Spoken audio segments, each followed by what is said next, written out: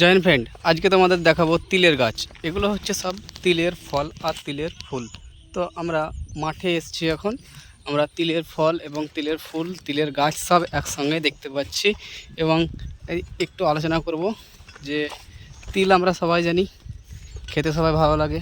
তিল বিভিন্ন কাজে লাগে এবং কে কী কীরকমভাবে খাও কমেন্টে জানাও। আমরা মাঠে এসেছিলাম অনেক, এখন সময় হচ্ছে তিলের সময়।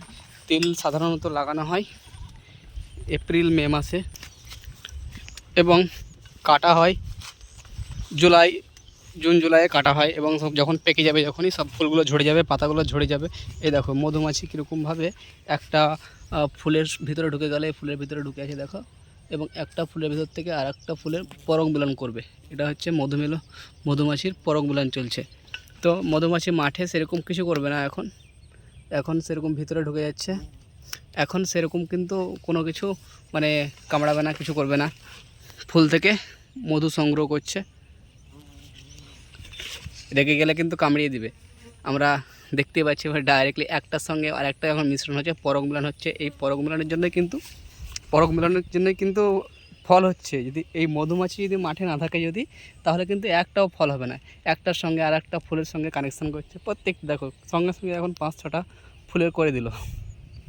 তো দেখতে খুব ভালো লাগছে, কিন্তু একটু ভয়ও লাগছে। যদি কামড়িয়ে দেয় তো সারা রাত জ্বলে মরবো, সারাদিন তো মরবো, রাতেও মরবো। কেমন দেখো একটার সঙ্গে একটা শুধু খালি ঢুকে পার হয়ে যাচ্ছে, মানে ওর কাজ এইটাই। অনেকগুলো মধুমাছি আছে এবং এই ভিতরে ঢোকা যাবে না এখন মধুমাছির জন্য। তো তোমাদেরকে দেখালাম মধুমাছিতে কীভাবে পরাগমিলন করছে। দেখো প্রত্যেকটা মধুমাছি আছে, অনেক মধুমাছি আছে এখানটায় শুধু খালি একরকম মধুমাছি পাবে না, এখানটায় অনেক রকম মধুমাছি পাবে। যেমন ওই মধুমাছি উঠছে, যেমন এই মধুমাছিটা দেখো কীভাবে ভিতরে ঢুকছে, কোনো ভয় নেই, নির্ভয়ে মধু সংগ্রহ করছে এবং তার সঙ্গে জমির মালিকেরও উপকার করছে। এই মধুমাছি যদি না থাকে না, তাহলে একটা ফুলেরও কিন্তু ফল হবে না। আর যে কোনো ফুল আছে মানে ফুল থেকে কিন্তু ফল হয়, যে আমরা যাই খাই ফুল হয় প্রথমে, তারপরে কিন্তু ফল হয়। তো ধান থেকে শুরু করে যে ধানটাও একটা ফল, ধানেও ফুল থাকে, সব কিছু। যদি ফুল যদি না থাকে যদি, তাহলে ফল হওয়া অসম্ভব হয়ে যাবে। এই দেখো মধুমাছি, শুধু খালি মধুমাছি তিল ভুঁয়ে। তাহলে আমরা প্র্যাকটিক্যালি দেখে নিলাম যে মধুমাছি কীভাবে পরাগমিলন করছে। এরপরে আমরা তিল তো জানলাম, আমরা তিল যখন কাটা হবে, মাড়া হবে, মেরে সামান্য এখানটায় যেগুলো হচ্ছে ফল, এগুলো ফল, এই ফল থেকে তিল বার হবে।